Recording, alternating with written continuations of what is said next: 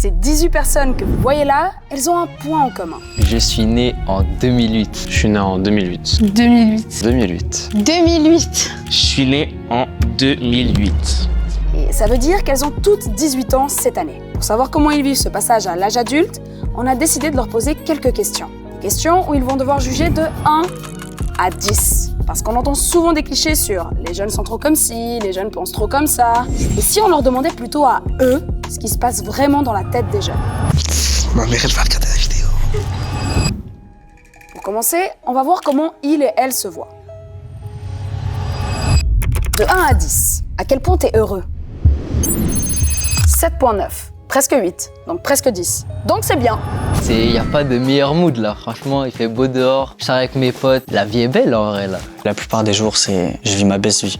Premier degré, c'est exceptionnel. Tout ce qui arrive là en ce moment, ça répercute assez du négatif, je trouve. Une semaine, ça peut aller super bien, comme la semaine d'après, ça peut aller mal. J'ai un peu ce stress qui me monte au fur et à mesure des 18 ans de qu'est-ce qui va se passer. En fait, j'ai très peur de juste, à mes 18 ans, recevoir une grosse lettre de l'État qui va me demander de payer plein de trucs. Après, on vit pas dans une série Netflix, du coup, je m'attends pas à ce que ça soit très fou non plus.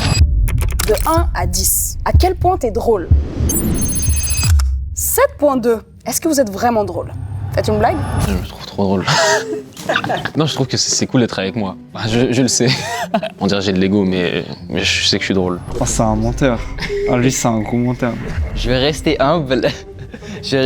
On va dire 6 dans la vie. Genre, j'essaye d'être drôle. Si tu peux pas rire dans la vie, ça sert à quoi, tu vois? Genre, je suis vraiment le mec qui rigole à mes propres blagues, tu vois. Je fais des blagues originales en plus, donc moi je trouve que ça c'est bien. C'est parce que c'est spontané que c'est plus drôle. Je suis extrêmement drôle. Des fois, je sors des rêves, ça me fait rire rien que de repenser à un truc. C'est moi et les autres mon meilleur public. Pour certaines personnes, j'ai un humour de merde. Pour d'autres, je suis super drôle et ça dépend de la personne, je pense. Mais moi, je me fais rire toute seule. Quand je rencontre quelqu'un et qu'il est pas drôle, sale. C'est chaud.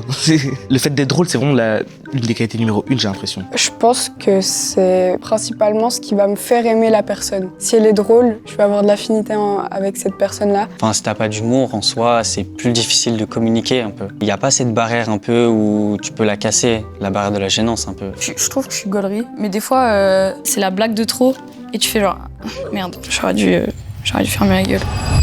De 1 à 10, à quel point tu te sens adulte? 6,3. Mais vous allez faire 18 ans.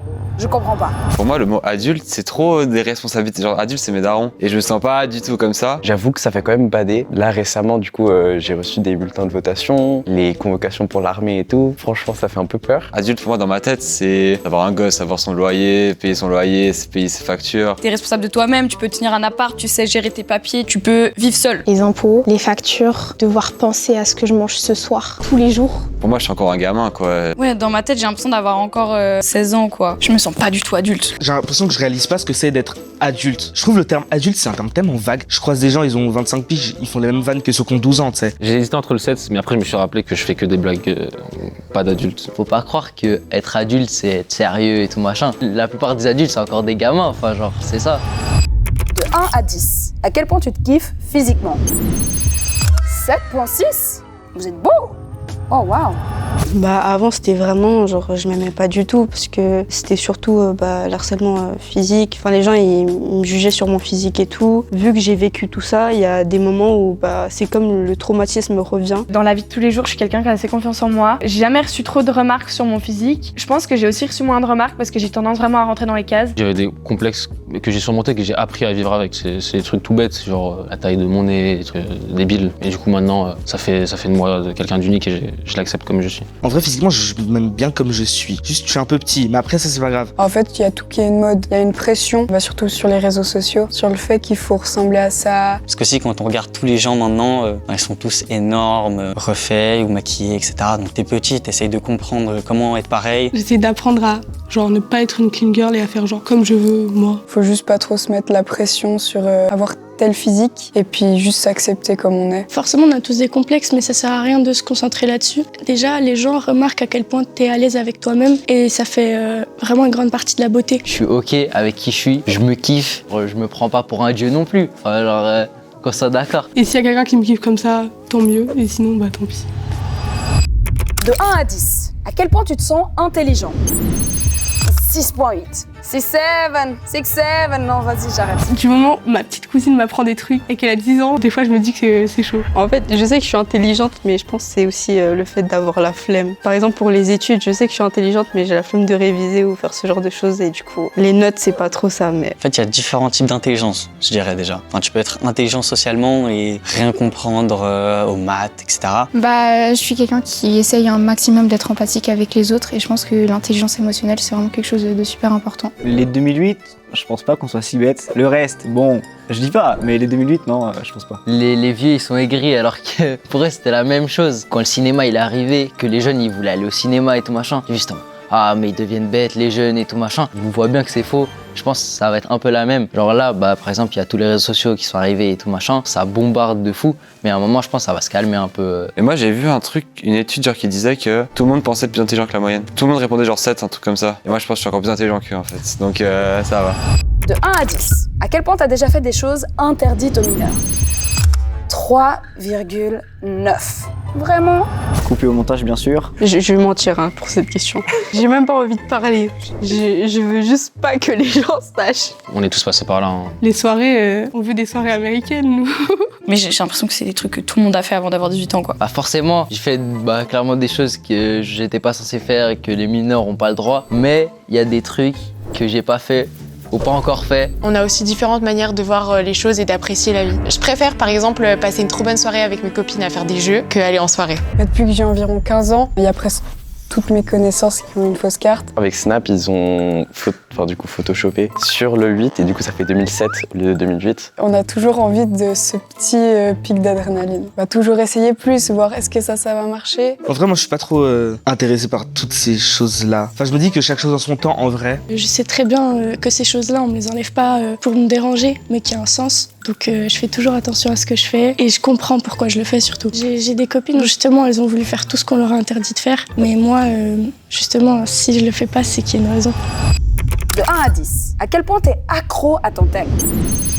7,7. C'est beaucoup là, non? C'est quoi tes heures d'écran? Je pense, comme tout le monde, comme tous les 2008, je peux pas passer une journée sur mon tel. J'aimerais faire la meuf qui est pas trop sur son tel et tout, mais je sais que j'ai clairement un problème avec ça. Quand je suis vraiment anxieuse et tout, Instagram ça me relaxe, mais ça m'angoisse en même temps. C'est assez paradoxal, on va dire. Ça fait 3 jours que j'ai pas mon téléphone parce que il est cassé et c'est horrible. Je dois me réhabituer à regarder les panneaux, quelque chose que je fais jamais. Moi, je vais sur Google Maps et puis voilà. Bah juste ouais, il y a toujours ce truc des réseaux où t'as quelqu'un qui t'a écrit une notif, enfin t'as toujours envie quand même d'aller voir. Le temps d'écran est, on va dire, un minimum raisonnable. Je pense que je dois être à genre 5-6 heures de temps d'écran par jour. J'étais à 8 heures de moyenne. Ça peut aller jusqu'à 10 heures. Pendant les vacances, ça peut aller jusqu'à 14 heures, je pense. J'ai essayé de mettre un temps d'écran à moi-même sur TikTok, sauf que je connais le code du temps d'écran, donc je le mets. Je pense que le plus important, c'est d'être conscient qu'on l'est. Après, il y a ce truc de, on te dit ouais, t'es accro, et nous on est là, non, pas du tout, alors qu'on est là à scroller.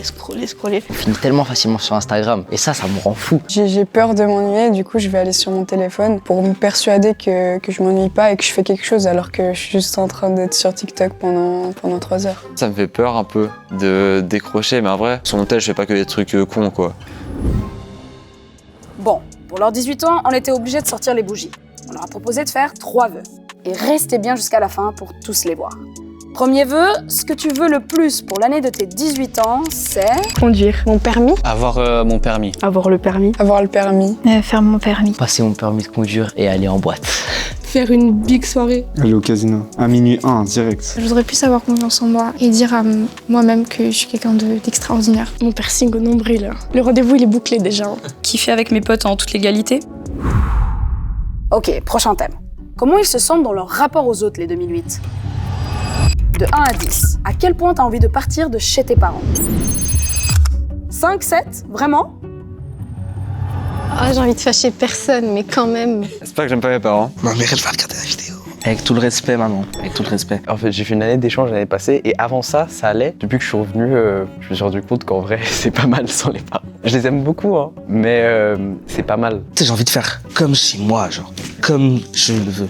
Avec tout le respect. Parce que tu sais, c'est ma maison, mais c'est la maison de ma mère avant tout, tu sais. Et c'est les règles de ma mère et tout. Et j'aimerais bien, genre, personnaliser le truc comme je veux et tout. Avec tout le respect, maman. J'ai trop hâte d'avoir ma maison, ma décoration, ma vie, ma famille, mon travail, de pouvoir faire les choses comme moi j'ai envie et pas de dépendre des envies de mes parents. Il y a ce côté de on veut prendre en maturité, on veut être indépendant, etc.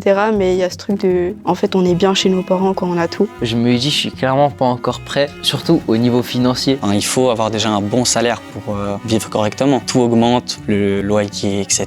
Je pense pas que j'arriverai à survivre, aller faire des courses, payer le loyer, faire des trucs tout con. Je suis pas encore prêt à m'occuper d'une maison, d'un appart entier. Genre ma chambre déjà c'est un peu la merde. Une maison entière pas pour l'instant quand même. Non, je pense que moi je vais rester le plus longtemps pour gratter. Même si j'ai un taf, je reste le plus longtemps possible. Je profite avec eux et j'économise de l'argent. De 1 à 10, à quel point c'est important pour toi d'être en couple? 4.7. We listen and we don't judge. Moi, j'ai jamais été en couple. Et pendant longtemps, c'était un truc où je me disais, c'est un peu la honte, je vais avoir 18 ans, j'ai jamais été en couple. Et en fait, là, depuis un moment, en fait, j'ai eu ce truc, cette réalisation où je me suis dit, mais en fait, chacun son rythme, quoi. J'ai pas envie de me forcer à être en couple avec quelqu'un alors que c'est un truc que je sens pas, quoi. Je pense que d'abord, avant d'être en couple, faut que je sois bien avec moi-même. Bon, j'avoue, j'en reviens un peu, je me dis, c'est trop chou, j'ai aussi envie d'être dans cette situation.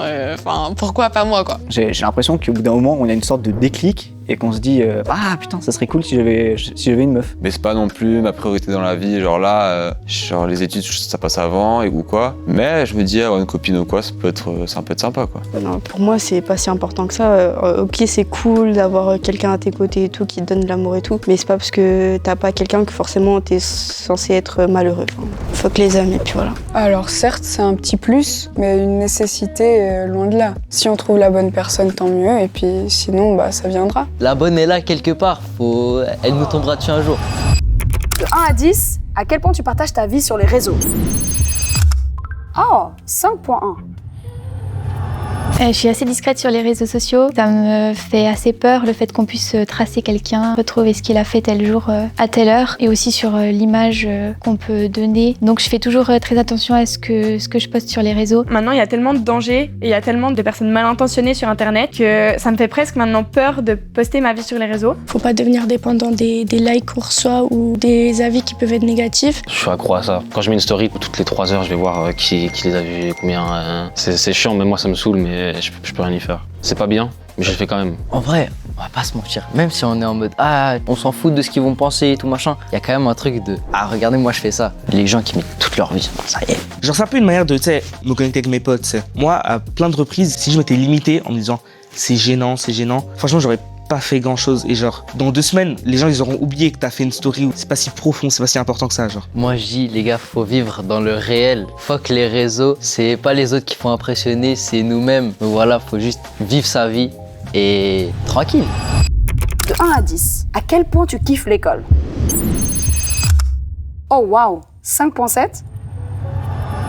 Comme j'avais de la facilité, je m'ennuyais beaucoup. Après, j'avais quand même un décalage avec les autres que j'avais de la peine à gérer, justement au niveau intellectuel. T'apprends des trucs que t'aurais pu voir en 45 minutes chez toi et en fait, tu les as appris en 3 heures, quoi. Je suis une personne qui préfère vraiment la pratique à la théorie. Et en fait, j'ai clairement plus de plaisir à aller au travail qu'à aller en cours, en fait. Ça m'enrichit beaucoup plus de pratiquer que d'aller à l'école. Surtout cette année, j'ai l'impression qu'il y a des cours, on n'apprend rien. Mais tout ce qui est ambiance, vie sociale et tout, avec tes potes, tu discutes, tu te marres et tout. C'est des graves bons souvenirs.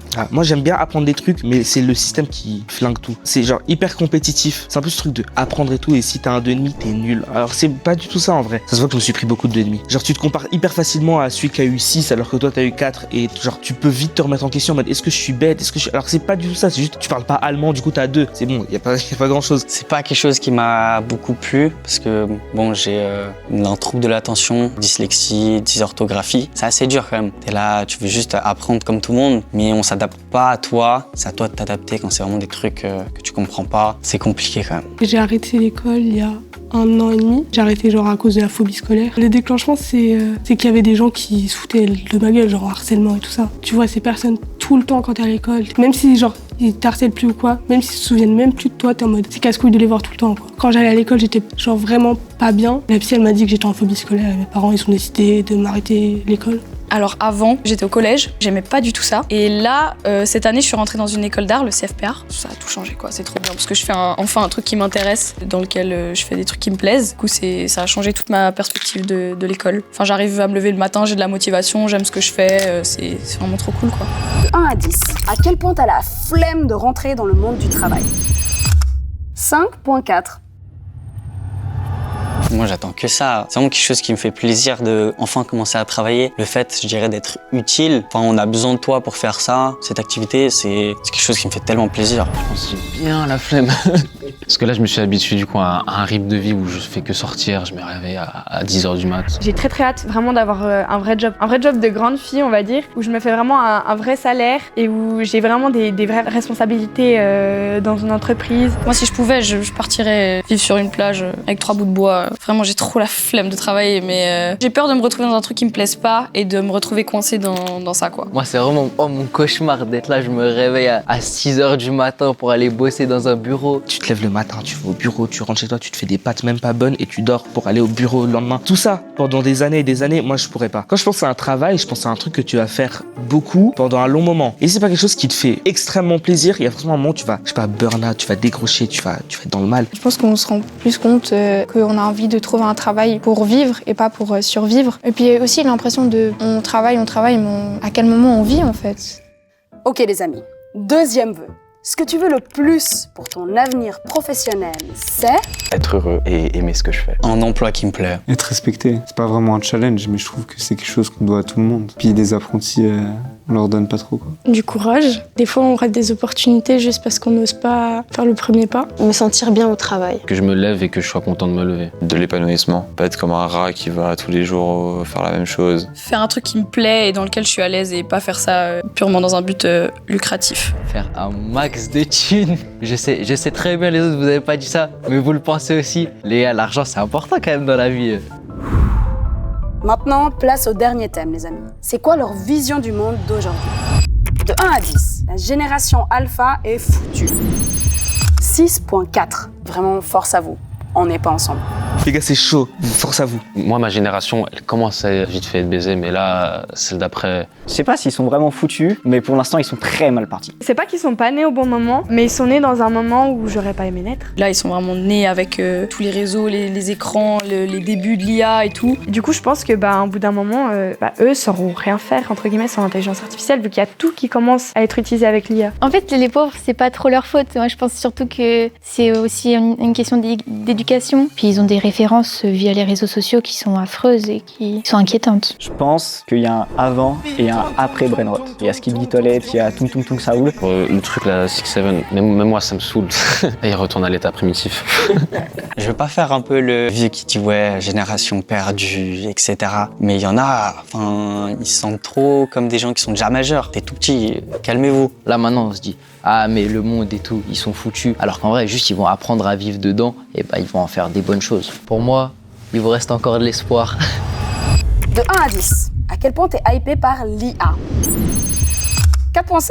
Vraiment? Moi, j'utilise pas du tout ChatGPT 4 fois par jour. Si je pouvais mettre 0, j'aurais mis 0. L'intelligence artificielle, je trouve ça tellement nul, mais tellement mauvais. C'est exceptionnel. Le seul point négatif, je dirais, c'est peut-être que ça enlève la productivité. En fait, juste des fois, ça me fait peur comment il y a des gens qui vont sur ChatGPT pour tout et n'importe quoi. Alors on voit des vidéos fake de tout et n'importe quoi. Là maintenant, je vois plus l'IA comme quelque chose de dangereux que quelque chose d'utile. Si l'intelligence artificielle elle tombe entre des mauvaises mains, ça peut être une catastrophe. Les gens qui se plaignent de l'IA et tout, faut juste apprendre à l'utiliser. Ça va changer nos vies. Dans la médecine, par exemple, dans la science, ça peut être super utile, mais je vois pas ce que ça pourrait réellement amener de positif au long terme sur des gens lambda, entre guillemets, quoi. J'ai vu comme quoi ça pollue énormément. En Amérique, il y a un village où le débit de l'eau, il est minime, juste parce que toute l'eau, elle est utilisée pour les centrales d'intelligence artificielle, et je trouve ça horrible. En vrai, même moi, j'utilise beaucoup l'IA et je fais pas trop attention, mais je sais que c'est pas bon. Il faudrait essayer de limiter ça. Vu comment utiliser l'IA actuellement, et vu les jobs que ça va détruire, je suis plus pessimiste vis-à-vis de l'IA. Je me dis qu'il y aura toujours quelque chose qui va disparaître, mais il y aura forcément d'autres trucs qui vont commencer. C'est un mal un peu pour un bien, parce que du coup, il y aura d'autres personnes qui vont pouvoir se dire c'est peut-être le moment de commencer quelque chose de nouveau. Tu sais, des fois, tu fais des trucs sais, c'est dur. Et quand t'as fini, t'es tellement fier de toi. Genre, t'es tellement heureux parce que ça a été dur et t'as franchi et t'as évolué. L'adversité, c'est synonyme d'évolution. Et si on simplifie tout, si on facilite tout, si tout devient facile, à quoi bon jouer, franchement? Tu reçois un jeu vidéo, le jeu est trop facile, pourquoi tu jouerais au jeu? On vit limite une révolution industrielle avec tout ça. Faut juste apprendre à vivre avec. Moi, je pense qu'il n'y a pas besoin d'une deuxième révolution industrielle. On voit où ça nous a amené maintenant. Faut pas qu'il y ait une deuxième révolution industrielle. Faut une révolution autre, mais pas industrielle. Tu pourrais faire tellement de choses avec tes mains, avec ton cerveau, avec ta tête, et tu demandes à une machine de le faire. C'est genre le summum de la flemme. Et quand c'est l'IA qui fait un truc, c'est pas toi qui fais, c'est le robot. Les royalties, c'est pour ChatGPT, c'est pas pour toi. On est en train de tuer la liberté, en fait, avec l'IA. De 1 à 10, à quel point tu t'intéresses à la politique? 5.2, vous vous intéressez vraiment à la politique?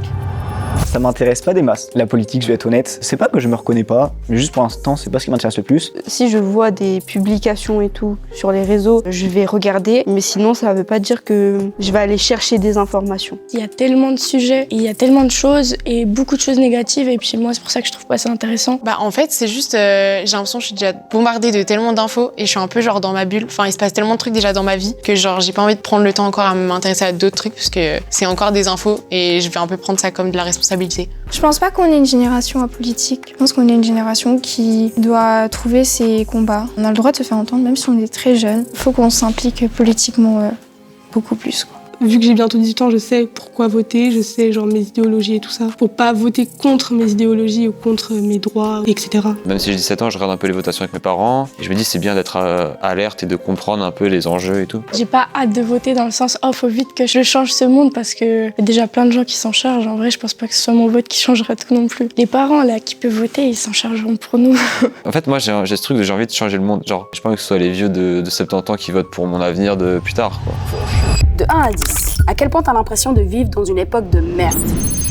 5.6. Bah vas-y, bah tip top quoi, ok. Là, le monde il pue la merde en vrai. Il y a plein de problèmes actuellement, c'est pas ouf. Politiquement parlant, dans le monde là, c'est la merde.